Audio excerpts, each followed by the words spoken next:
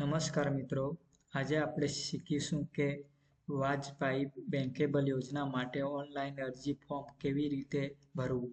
આ વિડીયોમાં હું તમને પૂરી પ્રક્રિયા સ્ટેપ બાય સ્ટેપ બતાવીશ. સૌપ્રથમ આપણે ગૂગલ ક્રોમ ઓપન કરવાનું રહેશે. ગૂગલ ક્રોમમાં બેંકેબલ પોર્ટલ સર્ચ કરવાનું રહેશે. Bankable loan portal. ત્યારબાદ આપણને બેંકેબલ લોન પોર્ટલનું સાઇટ દેખાશે, એના પર ક્લિક કરવાનું રહેશે. ત્યારબાદ આપણને અહીંયા સિટીઝન લોગિન પર ક્લિક કરવાનું રહેશે. આપણે ફર્સ્ટ ટાઈમ આ સાઇટ પર આવેલા હશે તો સિટીઝન રજિસ્ટ્રેશન પર ક્લિક કરશું. અહીંયા રજિસ્ટ્રેશન કરી દઈશું. મારું ઓલરેડી રજિસ્ટ્રેશન છે તો મેં અહીંયા આઈડી પાસવર્ડ નાખીને લોગિન કર્યા બાદ નો એપ્લિકેશન પર ક્લિક કરશું. સ્કીમ સિલેક્ટ કરશું. શ્રી વાજપાઈ બેંકેબલ યોજના સબમિટ કરશું. ત્યારબાદ અહીંયા આપણને એપ્લિકેશન ડિટેલ્સ નાખવાની રહેશે. આધાર કાર્ડ નંબર, નેમ, ત્યારબાદ અહીંયા આધાર કાર્ડ પર નામ છે તે રીતે અહીંયા નામ ટાઈપ કરવાનું રહેશે. First name, middle name, last name. ત્યારબાદ ડેટ ઓફ બર્થ નાખવાની રહેશે. કેટેગરી સિલેક્ટ કરવાની રહેશે. ત્યારબાદ ક્વોલિફિકેશન સિલેક્ટ કરવાનું રહેશે. ત્યારબાદ અહીંયા સ્પેશિયલ કેટેગરી સિલેક્ટ કરવાની રહેશે.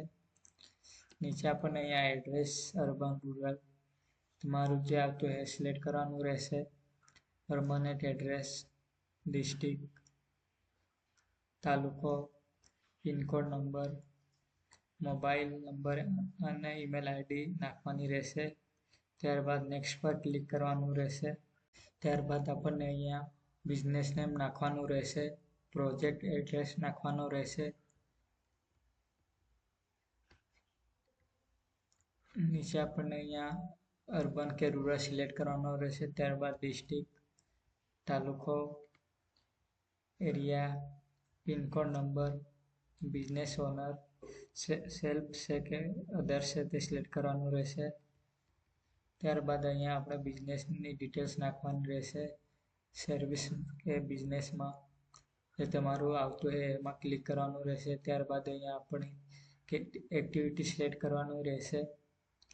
જે પણ એક્ટિવિટી તમને લાગુ પડતી એ સિલેક્ટ કરવાની રહેશે.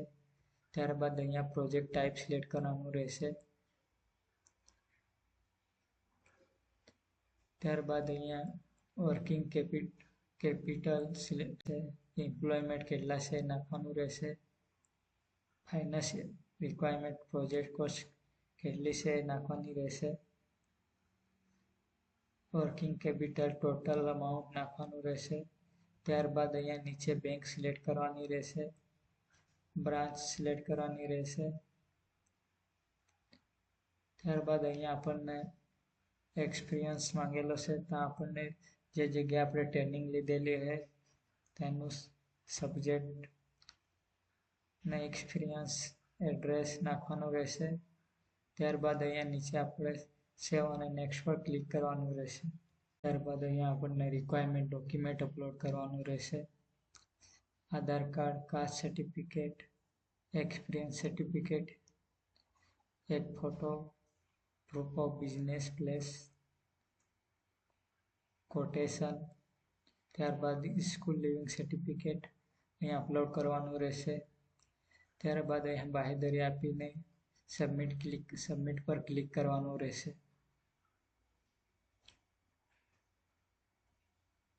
ત્યારબાદ આપણને અહીંયા આપણી એપ્લિકેશન લિસ્ટ દેખાશે.